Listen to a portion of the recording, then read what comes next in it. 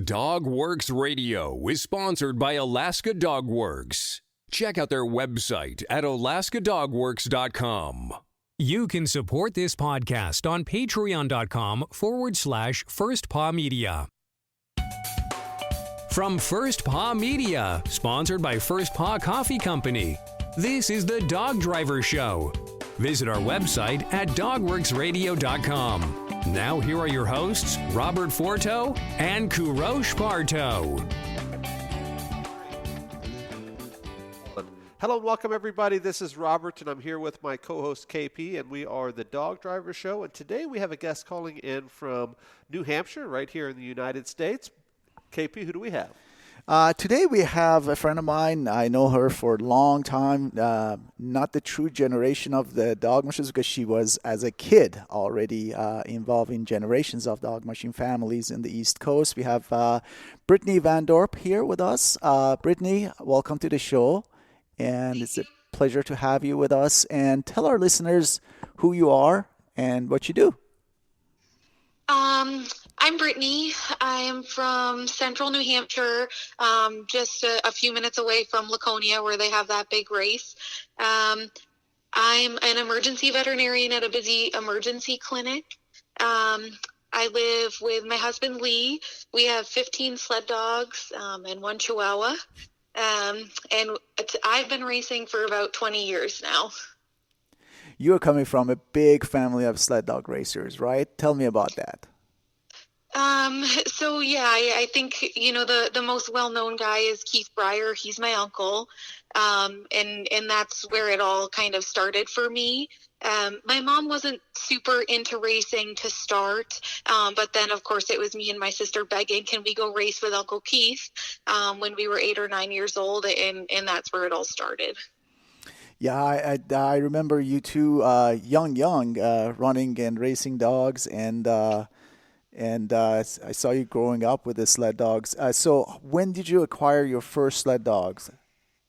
I got my first dog of my own when I was 10 years old, and I got a dog from Christine Richardson, who originally actually got the dog from Ed Clifford. But usually I was borrowing dogs from my uncle. Eventually, I decided I was tired of him, seeing how good they were and selling them out from underneath me. So I had to start getting my own dogs. And when did you start racing your own dogs, Brittany? I had my own team by the time I was 12. That's phenomenal. It's always fun to see young generation of mushers like you or your sister, some of the people in Europe we talked to growing up in the sled dog sport and becoming successful. And you continued your passion to becoming a vet, actually. How did that come together?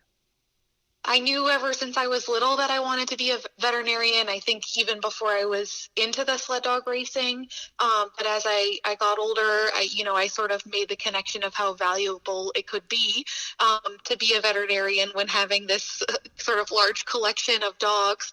And also, being able to recognize the injuries sooner, being able to train each dog to its full potential. I think it's really been, a pretty great thing for me.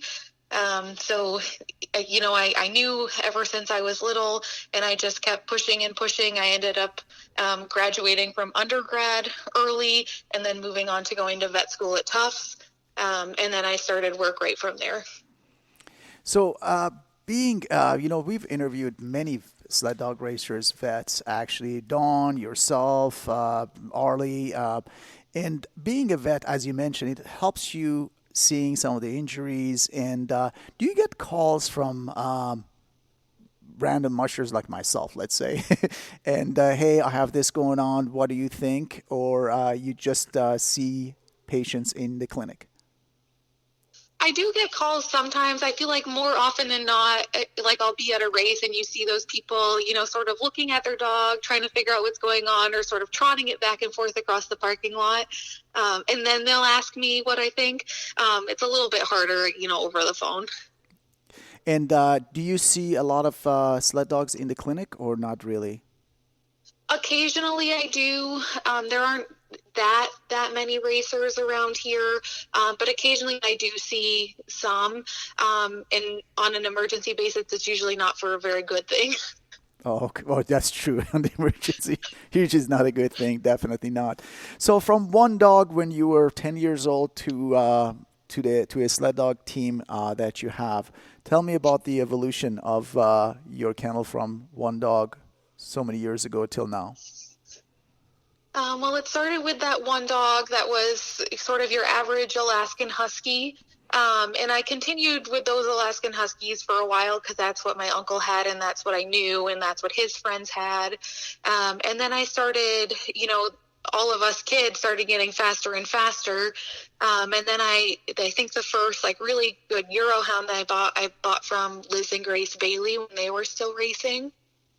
And then from there, started training a little bit with Ed Clifford, so things got a little bit houndier at that point, almost to getting to some very heavy gracers. Then I went to vet school, and I just had one or two dogs kind of hanging around, not doing much of anything.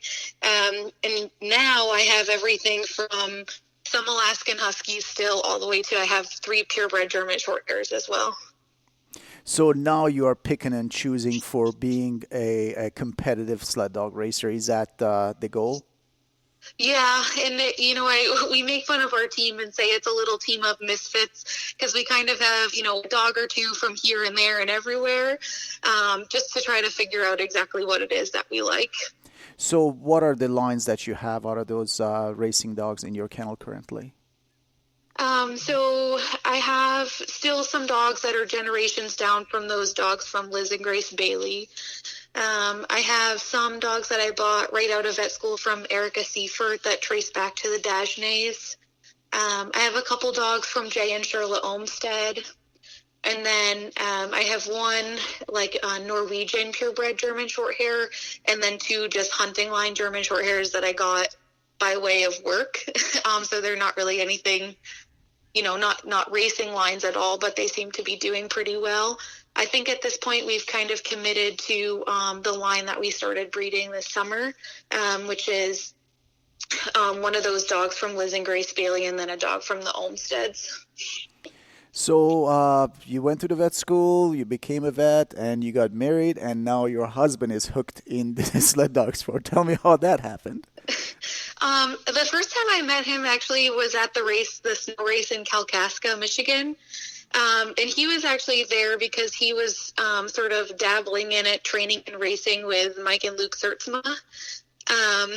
And so I kind of saw him and I was like, hey, he's kind of cute. And then I saw him again at a few other races. We started talking, started dating, ended up getting married. And he was always sort of there, always cheering me on, helping me with everything. He was really into the canocrossing and the ski joring. But a couple years ago, I had broken my ankle just before the Canadian Dryland Championships. And so I called the organizer and asked them if they could switch all of my entries over to Lee's name, which they happily did because he was Canadian anyways. And then he did really, really well at that race. So from then on, I kind of sort of handed a lot of it over to him just because he's kind of one of those people that's good at everything. Mm-hmm. Yeah, he did very, very well this year. I followed the results of some of the dryland races you've done, and you've done phenomenally well. Is he doing majority of the training, or you're doing it together? On the weekends, we train together. As a vet, I work 3 12-hour shifts, so my schedule during the week's a little more flexible. So during the week, like today, I go out and train by myself so they can get some runs during the week. Can you train straight from the house? We can, yep. If you go out, the trail from the backyard's a little bit sketchy, but then you get to like a wide open rail bed, which is pretty nice. And you can get 4, 6, 8, 12 miles and probably farther. What are your objectives this year? What are you planning to do? I'm not 100% sure. It depends a little bit on how dogs do. I have 10 sort of core racing dogs, and 2 of those are yearlings. I really would like to race some of the shorter open races because like Laconia and a lot of the Quebec open races are like 10 to 12 miles, which really isn't a huge stretch for them. So I think if I can keep those those 10 dogs added, I'd like to put them in some of the shorter open races. That's great. That's great. Do you have it targeted races you're planning? Laconia, you mentioned that? Laconia for sure is always a big one for us. One, because it's local, and two, because it has all that sentimental value. And I think we'd like to head out to the Midwest a little bit and try to hit like 2 races in a row and kind of stay for the week to make the trip worth it. Would it be your first Laconia Open class race? Nope, I have raced open at Laconia before. I raced a team for Ed Clifford there. Oh, okay. So this is not your first one then, huh? Nope, that was probably like 4 or 5 years ago. Oh, okay, okay. Also, another thing you do among racing dogs, being a vet, is you're part of ISDRA organization. Tell me how you got involved in that organization and what is that about? I first got involved with ISDRA. I think that I was still in high school or just starting college. And my mom had been a Region 4 director for a long time. And they were looking for more sort of directors at large. And I came on board back then. And I just felt that, you know, ISDRA is really important in sort of keeping the sport going, you know, having that sanctioned race circuit. And sort of keeping that competition alive in the States and in North America. And it was always, you know, even though, you know, my uncle wasn't super big into it, it was always really important for him to at least be a member. And then his mother too, Jean Breyer, that organization was always very near and dear to her heart. So again, you know, has some sentimental value, but also I think it's really important in sort of keeping the organized part of the sport going. And what are your duties at ISDRA currently? I actually took over my mom's position as the Region 4 director, and I'm the secretary. Fantastic. ISDRA, for the listeners who are not familiar with the acronym, it's international. It's the Racing Association. It's the governing body of our sport in North America and Canada currently, with all the rules and regulations where we race. Brittany, tell me about your training. We talked about your dogs. We talked about your objectives and how you start your training and how you do the progress to get your dog team ready for potentially Laconia. Well, here it's a little bit complicated. We have a lot of rules as far as, you know, what trails we can use at what times and what things we're allowed to use on them. So actually the trail that runs through the backyard, we're not allowed to use with an ATV until after November 1st. So I had been driving almost an hour each way to go to a different training spot where we were allowed to use an ATV. So I just sort of started like I always do with just a couple mile runs and sort of see how everyone's doing. And then when Lee and I were training on the weekend, especially when we were looking towards Bristol, we split everybody up into 1 and 2 dog teams to sort of see who was going to be best as far as like canocross, bike, and scooter. And so all of our dogs, you know, when we split them up like that, do get the chance to try to lead. And so we're fortunate in that we have a lot of lead dogs who can at least get us around the trail. And then after Bristol, we sort of regrouped, put everyone back together. At that point, we had 12 dogs that we were training as the race dogs. And as we, you know, moved up through like the 6-mile run, there was a couple that I was probably holding on to for, you know, for more sentimental reasons that weren't just quite making it. So we made sort of our first cut then, and we're down to the 10 sort of core race dogs. So we are training on the ATV now since we're allowed to go out of the backyard at this point. And we're up to 6 miles, hoping to get to that 10-mile mark, hopefully by the end of December, I hope, and hopefully there's snow. Can you train with a sled off your yard too? Yep. And that trail is a private trail, or is it maintained by the community? So we sort of have to maintain ourselves the trail that gets from our yard to the main trail, which is about a half a mile. But after that, it's in the winter, it's groomed by the local snowmobile club, and it's kind of like an offshoot trail. So fortunately, it doesn't get a lot of snowmobile traffic, which makes it kind of nice. So you groom it, you have to have a snow machine and a drag to groom it then, that your section of it? Yeah, and I don't have a real fancy groomer. I usually just drag a pallet or something behind me, and that's good enough to at least get me out to the good part. To the good part. That's right. That's right. What about being a vet? Your nutrition. How do you feed your dogs? I feed my dogs sort of a combination of dry kibble dog food. I'm not totally convinced I found one that I quite like 100% yet. And then I feed them a lot of raw meat too, primarily chicken.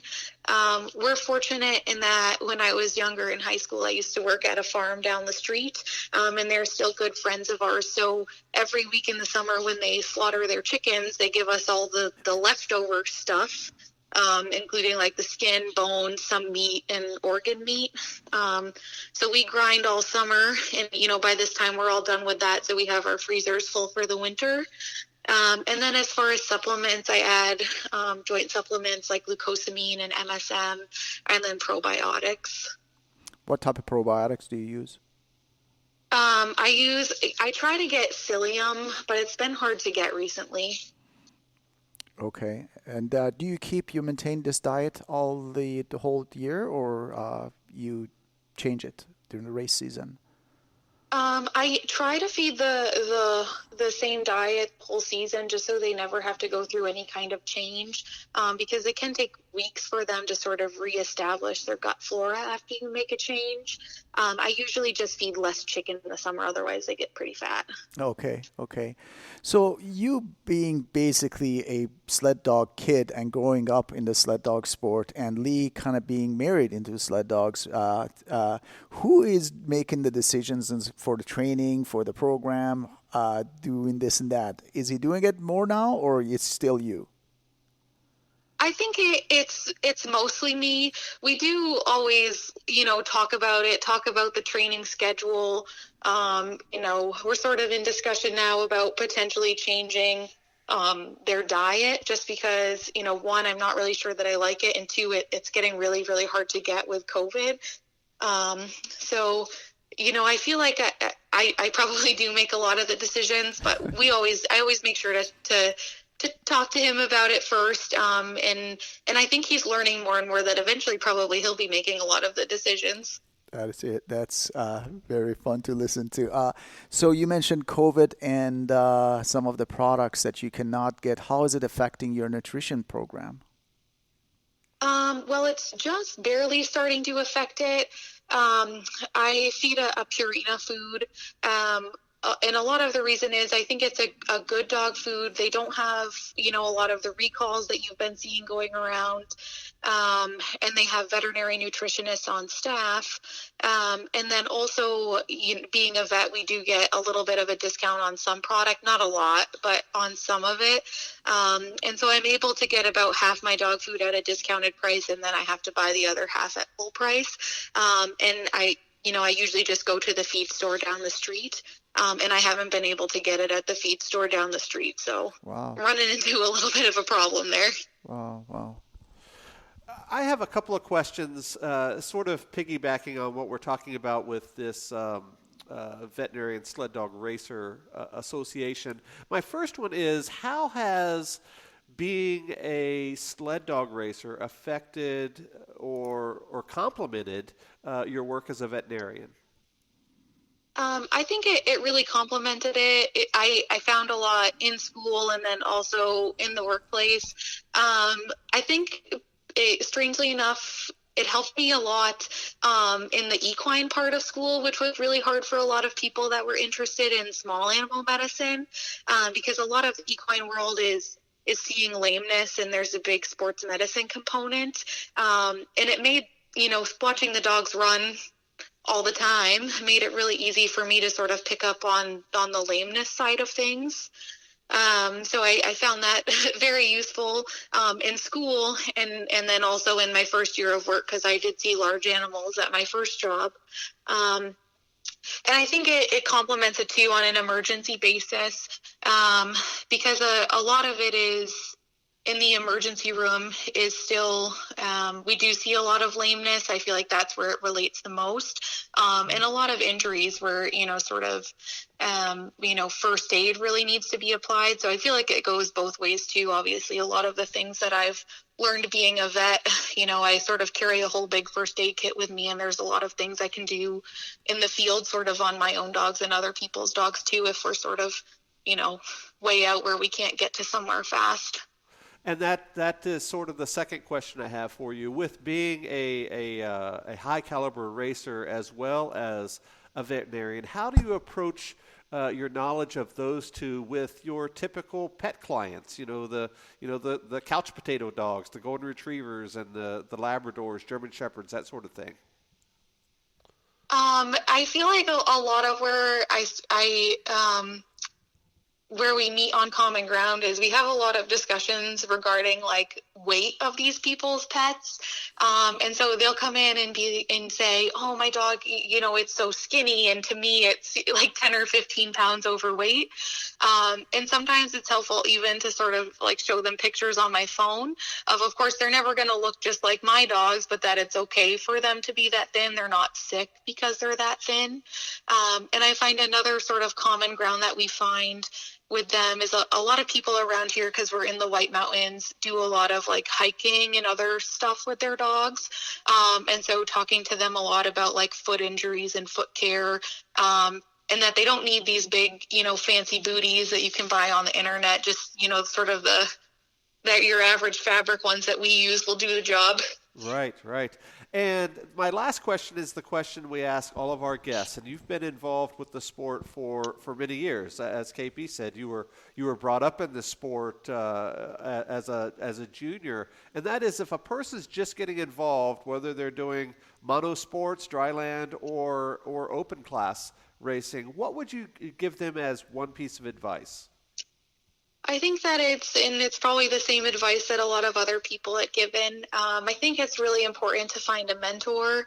And on top of that, there's no shame if, you and your mentor don't have the same goals, or you don't get along, or you're ready to sort of move on to something different. There's really no shame in finding another one. Obviously, as a kid, I learned a lot from my uncle, but then, spent some time with Ed Clifford, learned some things there. I went to college in Vermont and trained quite a bit with Doug Butler, so lots of things to learn there as well. And sort of just, taking tidbits, from everybody you can along the way, and then putting them all together to sort of make your own kind of program and ideas. Great advice for sure. KP, anything else before we go? Brittany, thank you so much for being part of this show and spending the last 30 minutes with us. Really, really looking forward, and I really hope that you can get the dog team ready for Laconia and see how you guys are doing at that race, and hopefully you have good snow conditions on the East Coast so you can test your dogs out there, and hope to see you at the next ISDRA convention. I hope to be there too. Very good. Well, thank you very much. On behalf of our guest today and my co-host, this is Robert for The Dog Driver. Be sure to hit that subscribe button wherever you're listening to this podcast, and be sure to check out our newly designed website at dogworksradio.com. We'll see you guys next time. Goodbye. This episode of the podcast is sponsored by First Paw Coffee Company. Learn more at firstpaw.coffee. From First Paw Media, this is The Dog Driver Show. We hope you enjoyed this podcast, and we invite you to subscribe in Apple Podcasts, Spotify, Stitcher, or wherever you get your podcasts. You'll find a link on the episode notes. You can tap or swipe on the episode cover art, and you can see some offers from our sponsors. You can support our show by supporting them. If you like what you have heard, we would love it if you could give us a 5-star rating and tell your friends how to subscribe too. Your hosts are Robert Forto and Kourosh Partow. Our producer is Robert Forto and created for First Paw Media.